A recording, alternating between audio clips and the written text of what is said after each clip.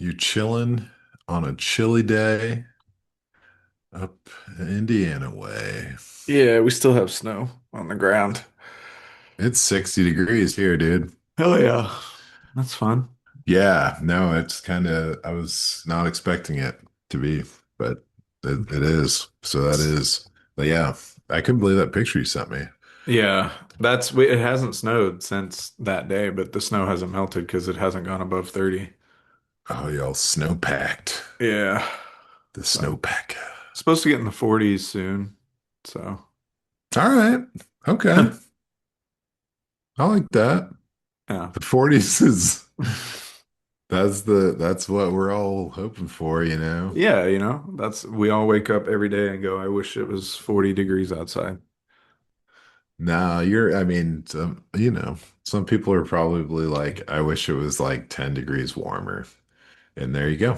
There you Bada go. boom. It's headed your way, without a doubt. I took a lease out on your heart.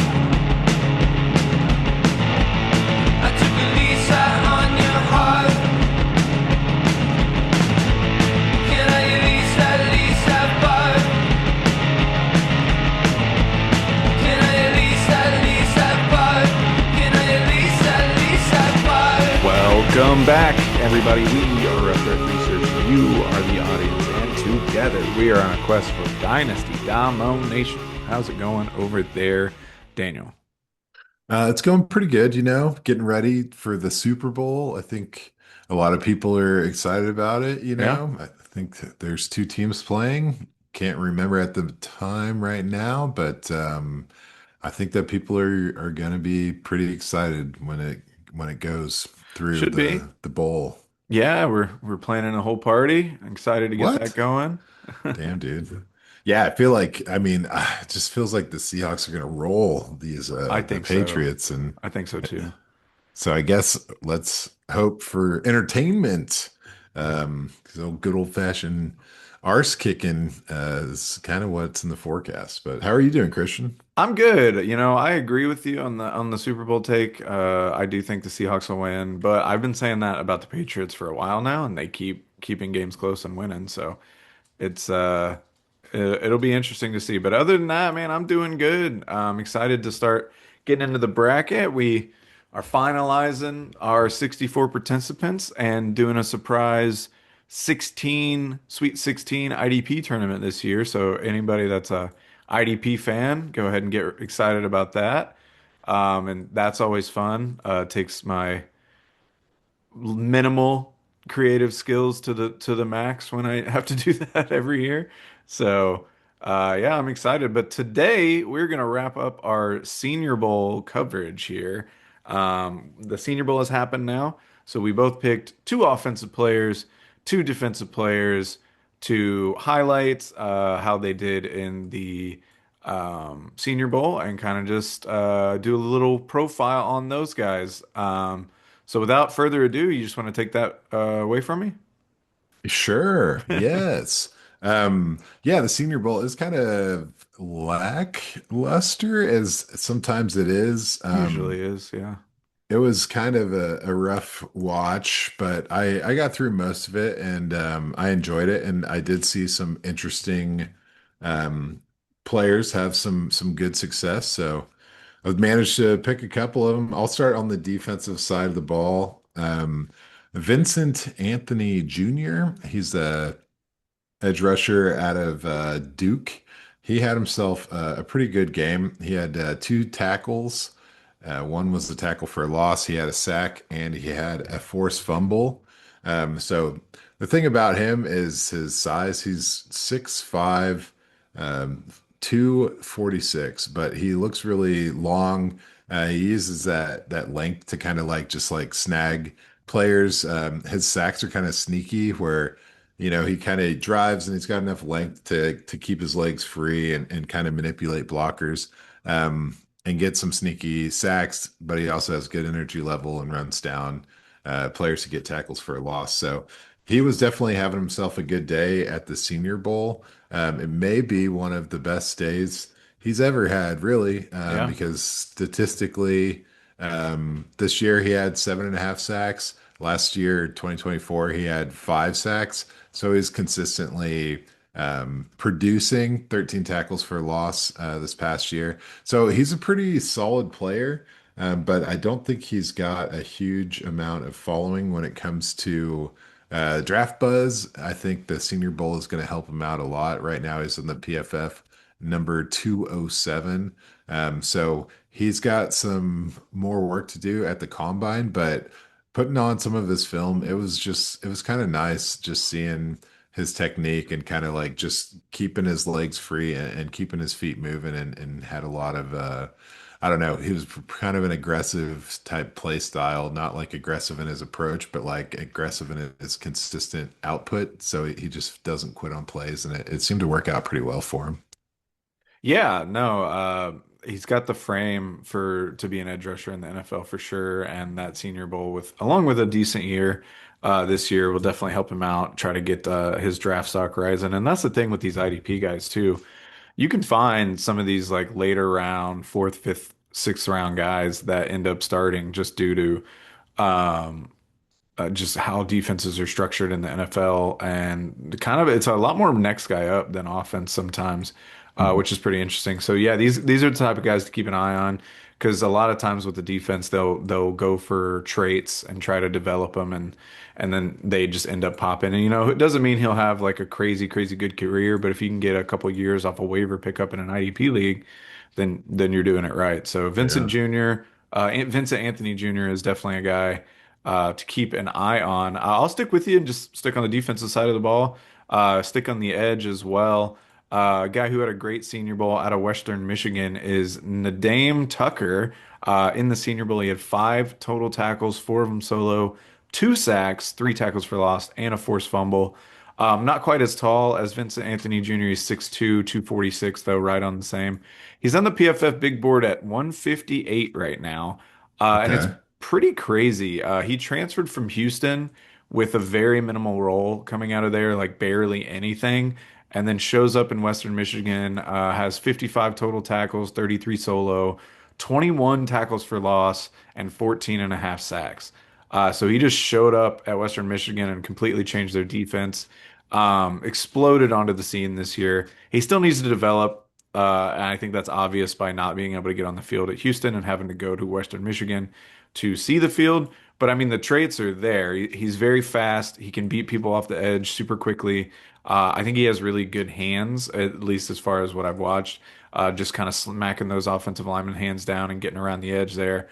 So he's a guy I'm definitely intrigued on. You worry, obviously, he's a little smaller for an edge defender in the NFL, and then also like the competition level going to Western Michigan. That's always sort of a red flag when you have to drop down and see or drop down to a different level of competition to really spark some production.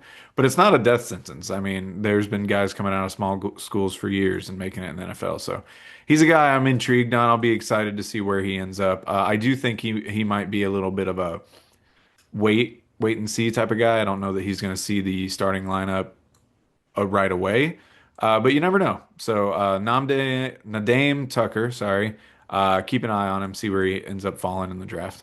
Projected like fifth round right now. Okay. Yeah. No, he definitely feast on that Senior Bowl. I mean, 3 tackles for a loss. That's pretty badass, and the 2 sacks. But we'll keep an eye out on him, man. You are one to spot a linebacker before anyone else sees him coming. So I'm gonna go ahead and dog ear this page for sure. All right, thanks. Yeah, that's right. I'm only doing this for selfish reasons, and it's paying off very well. But I'm going to go ahead and get into the wide receiver category. I went with Malachi Fields, who is a player that jumped out just at the weigh-in process. I don't know. There were some other guys that I did on the pregame, but I was kind of keeping an eye on him because he's 6'4", 218, wide receiver out of Notre Dame.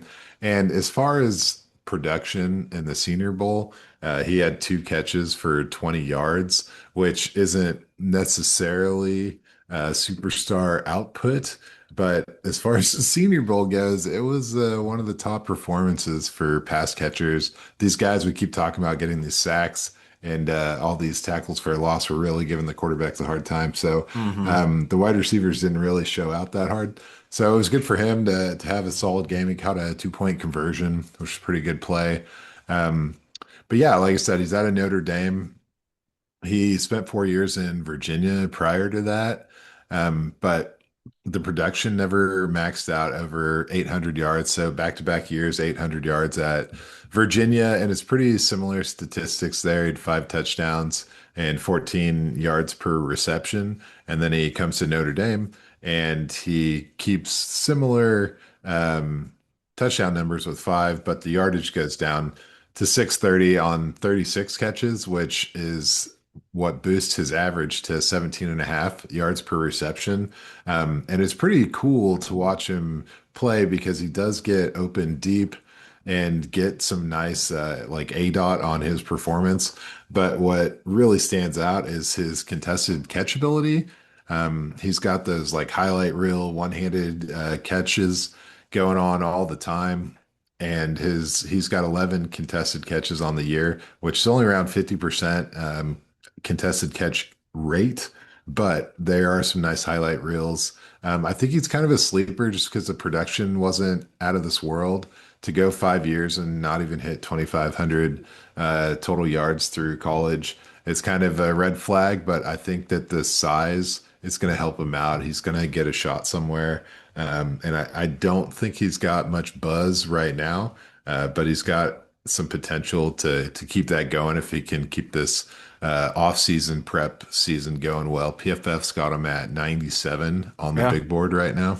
So top 100, I mean, maybe he does have a little buzz, but I don't think people are really I don't think he's to the peak hype yet. He feels like a pre-draft hype guy to me. Yeah, for sure. I mean, being on the top 100 of the PFF big board is always good. Obviously PFF isn't the end all be all, but you never want to be low on their list. You know what I mean? Yeah, Uh, no, for sure. but yeah, back-to-back seasons of 800 yards for Malachi Fields with Virginia before transferring to Notre Dame, and 3 straight years with 5 touchdowns apiece. Mhm. Even with the transfer, like some decent production there. And yeah, like you're saying, the size is always going to be there. If he can add like speed at the combine, even not even crazy speed, but 6'4", 218, that's going to pique some interest for some guys, and at least we'll give him a try in the NFL. Like you don't find guys that size that often at wide receiver. So yeah, he's definitely going to get a shot. That's a good shout. Somebody definitely you want to keep an eye on. I will stay in Indiana, but I did not take any Oh, wide receivers for this. yeah. The one guy I was looking at, I just didn't really like his production profile outside of the Senior Bowl. I actually forget his name now, but it doesn't matter because I'm going to talk about Kalen Black, running back out of Indiana, or Kaelon Black, running back out of Indiana. In the Senior Bowl, he went for 8 carries, 45 yards. And that's 5.6 per clip, and he had 9 reception yards as well. He's listed at Oh, shit. 5'10", 208. So it's pretty good size for running back. That's where we like him. I mean, maybe a little heavier would be cool, but that's not bad at all. He's currently the PFF big board 228, so right on the tail end of where their big board is. He transferred out of James Madison in 2024 after putting up 970 yards and 4 touchdowns, 44 catches, 331 yards, and 6 touchdowns for James Madison. And then his first year in Indiana, he had no significant playing time in 2024. But he popped on the scene this year, 108, 86 attempts, 1,040 yards, 5.6 per clip, and 10 touchdowns. Crazy thing is, those receiving numbers for James Madison were pretty good. And then in 2 years in Indiana, he only had 8 catches for 42 yards. So they definitely saw him as a specific type of player. And I mean, it worked out. Kirk Cincinnati definitely had a plan for Indiana. And he fit in as their down the hill, change of pace, or even just kind of tote the rock runner with some speed, though. He runs with a lot of power for his size, and he's hard to bring down. And he does have some decent speed. Like he can break away. I don't know that he's going to break away a lot at the NFL level, but at the college level, he did it consistently. He has good vision and I think good movement along the line there. More of a one cut guy, in my opinion. I don't see him bouncing too terribly much, but not that he can't do it. But I just think I mean, that's the style of offense they won, one cut and go. That offensive line for Indiana was so good that that was just their plan. So the second touchdown against Purdue this year kind of shows you what I'm talking about. He burst through the hole and immediately just kind of takes off, and then he hit the safety with like a nasty little spin move to kind of end up in the end zone. And so that was fun to watch. The thing about him though, I think he's just like good, not great, or at least at the next level, he's going to be good, not great. He lacks explosive traits that you would like to see for like a next level guy or a guy that's going to be in the NFL for multiple seasons and you can rely on for your dynasty team. Black, honestly, watching Kaelon Black reminded me a lot of how I felt about Kyle Monangai last year, who in for what it's worth, burst onto the scene and was really good with the Bears down the road, even though neither one of us were super impressed with him on tape. But that was kind of what I felt. Not super impressed with Black, but he plays the position really well. Like he's a good running back. Like he understands blocking, he understands where to go, what moves to make. Not a lot of excess movement, and not like he's not going to lose you yards by running backwards and trying to break all these crazy plays. You just may not see him go for 200 yards or 150 yards even very often. And to me, just like Monangai, if he falls with the right team in like a weaker RB room, I do think he could be worth a late round rookie pick here in the spring.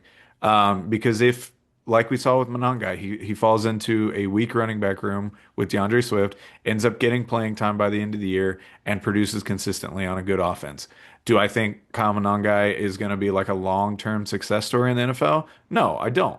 But you could use him for a season or two, and getting a guy like Black on waivers or in the late third round if he's on a team that has a weak RB room, or like even like look at a guy like Isaiah Pacheco a few years ago. He's fallen off a cliff all of a sudden, but same kind of deal. Like you get one of those guys that finds their way into the rotation and then starts producing because they know how to play the position at any level.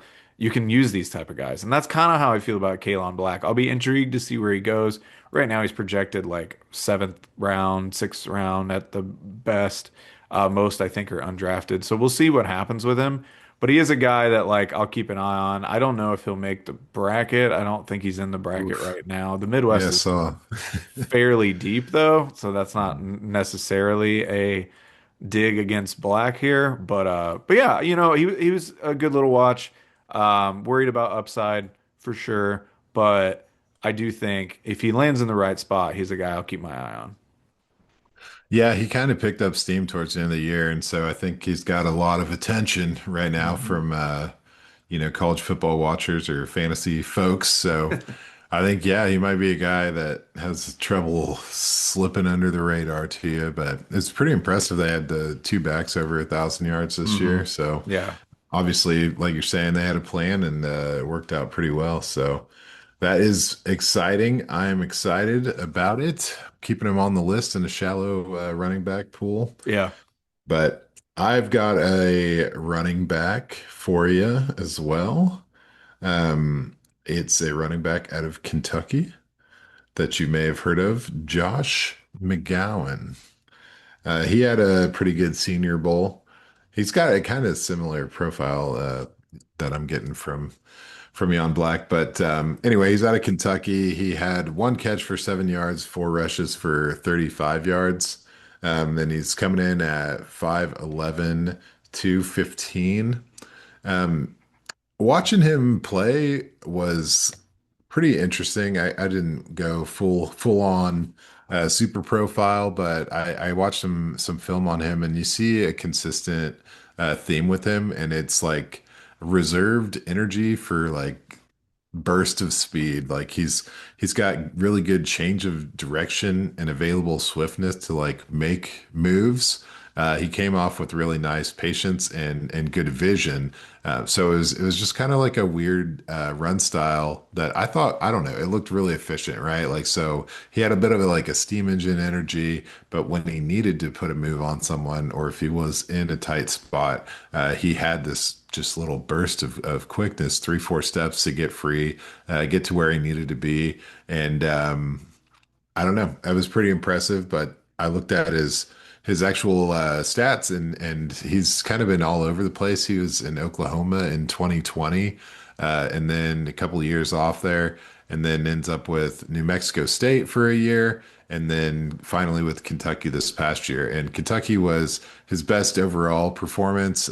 He ended up with 12 touchdowns on only 165 carries, which was pretty solid, and he had 725 yards. The average on it is like 4.4, but if you look at the individual game stats, he kind of started off the year really with some high sixes in his averages and high yardage totals. Most of his touchdowns came early, and then he tapered off a little bit towards the end of the season. So I don't really know what the deal is with him, but I like the tape. I hate it when I run into a guy whose tape looks good, and then you look at the stats and you're like, "Come on, man, do something." So I'm gonna see how he progresses through the combine and everything, because if he has speed to match the agility, it really looked really pretty good on the agility. With that size, that 215, 5'11. I think he's got some potential. He might have just had some injuries early in his career, and just didn't find a home to really develop. This is what my 2 cents is at the moment. So keep an eye on him and go from there. But yeah, it was kind of a nice little production day for him. Yeah, no, I'm intrigued. It was Seth McGowan, right? I think you said Josh. Yes. I think you said Josh Oh, at did the I? Is beginning. that it? Oh no. PFF But board 95. There you if go. okay, yeah. No, I've been Gosh. kind of excited to get into him because like you mentioned when we were talking about Black, this running back class is not the deepest. It's top heavy. There's some definitely some names, but like it's not as deep as like sleepers that I'm into. So McGowan was definitely a guy I was intrigued to get into. I have not yet. Got a little busy. I was able to watch some of your guys' stuff, but McGowan was not one. So we're gonna be Sure. diving into him soon, I would say. I mean today, but I'll be diving into him fairly soon. But yeah, he's an interesting little player. Like you said, if he can add the size and the acceleration together and the speed, he'll be fun to watch. Moving up the boards, I think potentially we'll see. Let me see. Let me check the mock draft database. See where they got him right now. Tankathon doesn't have him on the list, but I Oh see no. Midwest number 10. So I mean, we're gonna be definitely that's why I'm kind of squeaking in a little bit on these guys. I don't want to go full a tournament reveal on him, but No, that's fair. Yeah. Oh yeah, he's all over the place on the mock draft it's database. Round yeah, three, people haven't round figured five, out round yet. seven. Yeah. Yeah, I'd But say probably five it would or six would probably be yeah, more that makes reasonable sense. But I mean, hey, a top 100 player on the big board. So, for you know, now. PFF, let's see how good they are. There you go. I'd like to, I'd like to check all their big board stuff later on in the year and see like where these guys ended up. They wipe their Just, servers. You I can't feel like ever. they do. I don't think You I got to take the can screenshots now. I don't think you can look up the old big board. Yeah, that's weird. Anyway, okay, yeah. So Seth McGowan, interesting name. Love the running back. I'll keep it in the running back room. And a guy who a couple years ago was a name that was pretty hot, and he's fallen off a cliff a little bit. And that's Jaydn Ott, running back out of Oklahoma. 8 carries for 42 yards and a touchdown in the Senior Bowl. He's listed at 5'11", 202, PFF Big Board 170. Horrendous year transferring from California to Oklahoma. Plays in 7 games, but only gets 68 yards, no touchdowns, 2 receptions for 10 yards. So just a completely dismal year. He dealt with a shoulder injury in camp, and then was like not playing to start the year because of it. And then he just never really found a place in the offense for the Sooners. It was a really frustrating transfer from all things that you can find for him, especially coming out of California where he had pretty good Yeah. production. Fell off a cliff in 2024, but he also had an ankle injury in 2024 that nagged him apparently all year that he's stated in his transfer address that that ankle injury was misdiagnosed and it kind of threw off his ability to overcome it and move on from it. So just some bad luck. But I mean, when I talk about a hot start and then a falling off, looking at his first two seasons where he played 24 games for the California, he had 2,700 yards, 25 total touchdowns. That's total yards, rushing and receiving. In the next 2 years, he plays 17 games, 685 total yards, and only five touchdowns. So just completely fell off a cliff. Seven less games, obviously, but you're still talking 2,100 less yards and five times less touchdowns. So why am I interested in him? Am I interested in him? You look at his 23 stats, by the way. His best season, 1,300 yards, 12 touchdowns, 5.3 a clip. Really good. It was a really good year for California. Um, to me, the upside, he just turned 23 in February, or will turn 23 in February. Um, and he's got a low load that could benefit him going forward. And I think he has dual threat ability. 95 receptions, 736 yards, and six touchdowns in his California career. You kind of just wipe away the Oklahoma days, as sad as that is, but it just didn't really amount to anything. But for the Bears, yeah, he looked really good, both in the receiving and on the rushing side.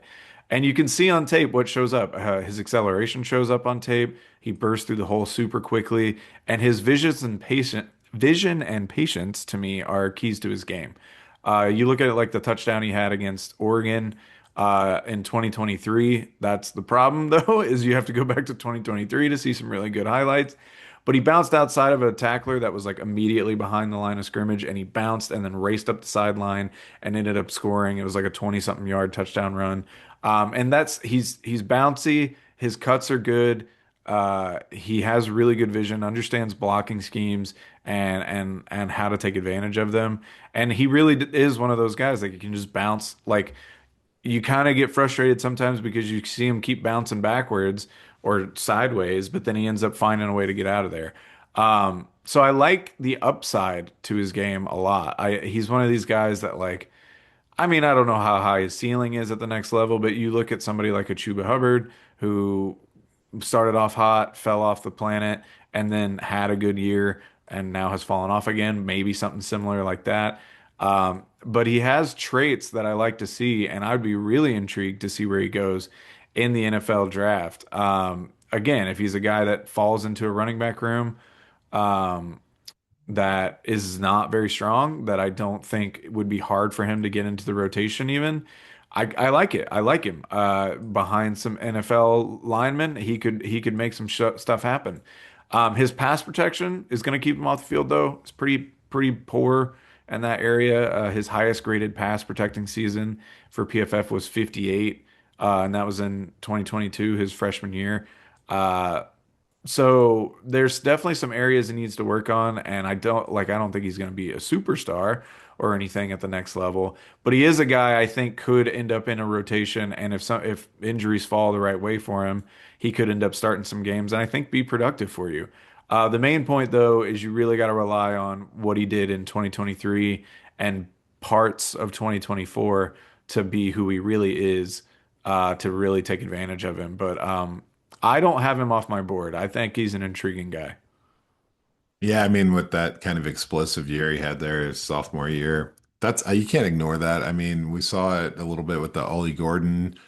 Guys just have big years and then things just don't work out. Obviously, the ankle can slow you down as a running back, but I think that year alone, if he can get up to full health and show that he still has that capability, like he's definitely going to get some love. And like we keep saying, guys, I hope we're right. I hope we're wrong.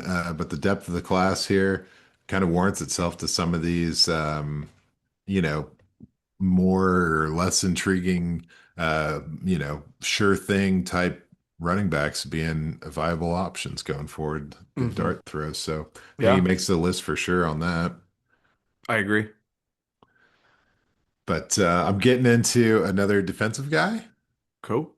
Pretty exciting. Gotta love the names, guys. This is Quintayvious Hutchins. And he had himself a very lovely day at the Senior Bowl. He had five tackles, three were tackles for a loss, and one was a sack.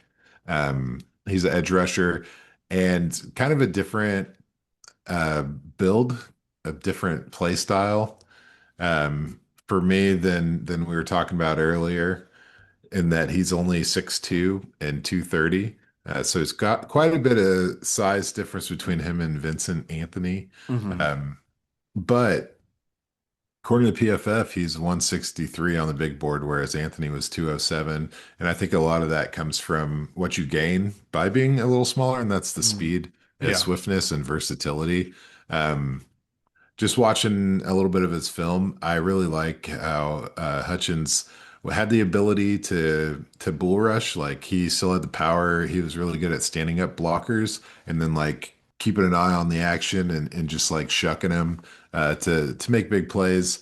But like he still had the speed and the athleticism to play coverage, and he did pretty well doing that. Plenty of turnovers. He even caught an interception in his day, but for the most part, it's just seemed like he was a versatile player with a lot of speed and a lot of, I don't know, strong play style, like a good presence on the field. A lot of his tackles, you could see him getting like running down players from behind, So that's what you want to see. If the Yeah. runner gets past you, you think the next level will get him, but this guy was taking matters in his own hand and running guys down. And I was pretty impressed, honestly, by just kind of watching some of his highlights. Boston College, where he was at for 4 years. They had him as like a D lineman, and then he moved out to the edge. He's coming off of nine total sacks in the last 2 years, and his tackles for loss. Well, nine tackles for loss in the last 2 years, sorry, and five and a half sacks over the last 2 years. So his stats aren't out of this world, but he did have 66 tackles over the last 2 years as well. So he's definitely his presence is felt on the field, and I think with these defensive guys, they if they play a role and make their presence felt or like contribute, in a way that's more cohesive. You watch the Boston College D line; it was like a group effort. Where Mhm. when we were watching for the other defensive edge rusher. It was more of like a solo effort. That was Duke with Vincent Anthony. Sorry, Vincent. But but yeah, it's just the way that he kind of gelled with the team and kind of like picked up the slack. He just seemed like a really solid defensive player. So I'm excited to see if he goes somewhere and how he's used, because he has a weird hybrid size and athleticism where he could probably play outside linebacker if he wanted to. So we'll see how he gets used or what ends up happening with him.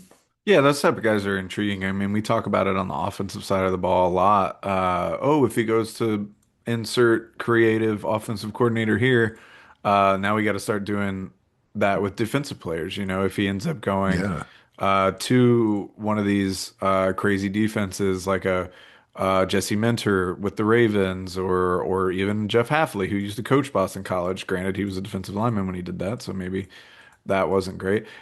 Stuff like that. Like these guys will be intriguing to watch and see how they get utilized. These hybrid skill players. I do worry 2 and 3.5 sacks in the past 2 years. I mean, I know he yeah, was on the defensive line. That's a little worrisome.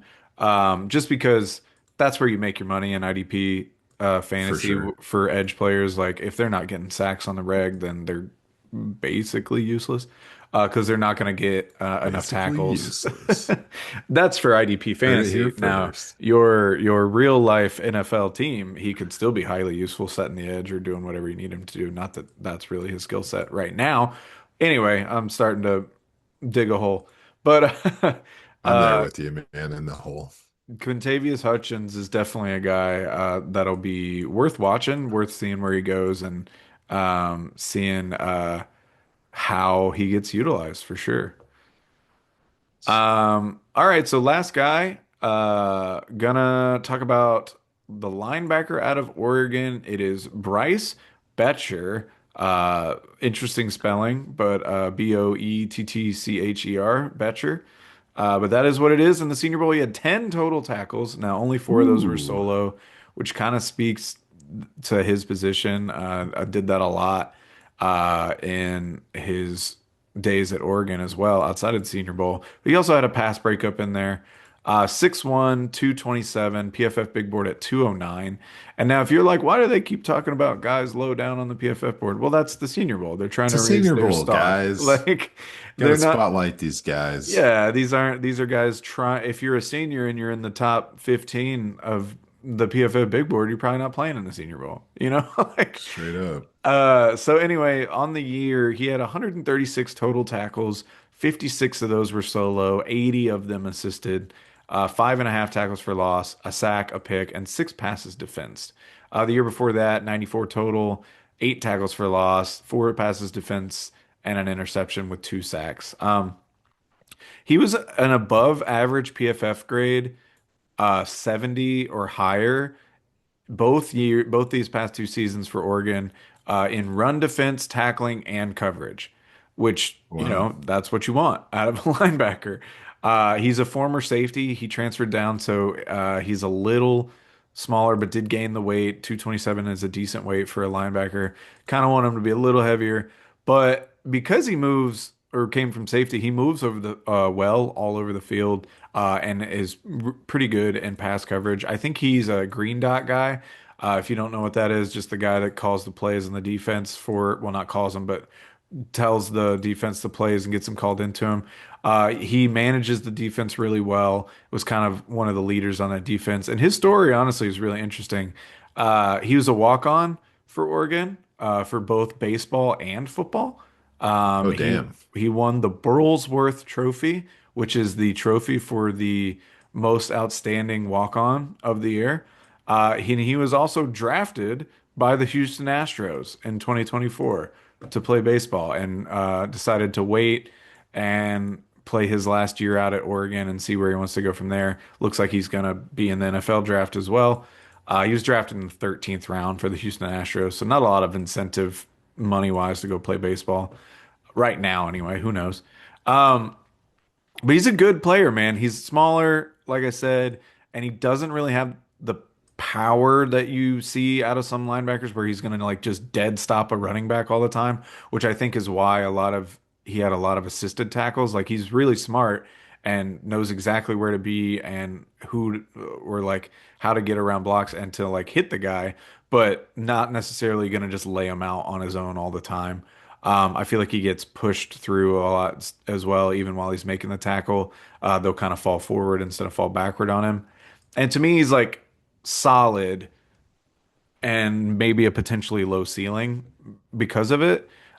He's just good though everywhere. Like he's a player that I feel like if you put him out on the field, you're not going to be worried that he's going to cost you, but I don't know that he's going to win you a game at the NFL level either. But he's an interesting player, and you know me, I like solid, consistent linebackers, and that is definitely what he is. I just worry that as the competition gets a little bigger, he those assisted tackles become even a little harder for him to kind of hold these mass like him tackling Bijan Robinson is a non-starter, you Ouch. know, like I just don't see it. So that's what I worry about for him. But in terms of like intelligence and ability to play the position and like a guy that I would love as a death piece for a linebacker and maybe he can develop into something more. Because I mean, he gets right under the right coaches and puts on a little more weight and becomes a little more well-rounded in terms of like tackling ability. You never know, you know, like we've seen guys like this come in and be good in the NFL. You know, somebody like a Logan Wilson comes to mind, where it was like, you know, he's not breaking the bank, he's not changing the Bengals defense when he was out there, but he was a consistent player, especially in IDP. He was good to have. So that's kind of like the upper ceiling for him to me. But I think there is like a scenario where he's even less than that and it's kind of just a rotational piece. But I think any NFL team that gets him will be happy to have him on their roster at the very least. Yeah, I see that for sure. I mean, 10 tackles is hard to ignore. I mean, he must have probably had one of the better games of the day.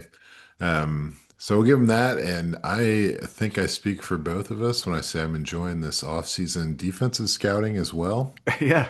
We'll Yeah. see. It's going to be a good, we've had years to hone our offensive scouting with the, reality checks and 100% accuracy. So we'll see how it measures up on the defensive side because it is a different animal, but Oh yeah. I mean I'm getting into it, so we'll see how it goes. Yeah, me too. I'm excited. It'll be cool. So stay with us for the Yes. annual March uh, RDR tournament for the Dynasty rookie class Mm, and the Sweet 16 for the Dynasty IDP class so this year. neat. Brand new. But until Off the then, pros. we got to get out of here. I know he's got to leave. So we've been Rough Draft Research. You've been the audience, and we'll see you next week.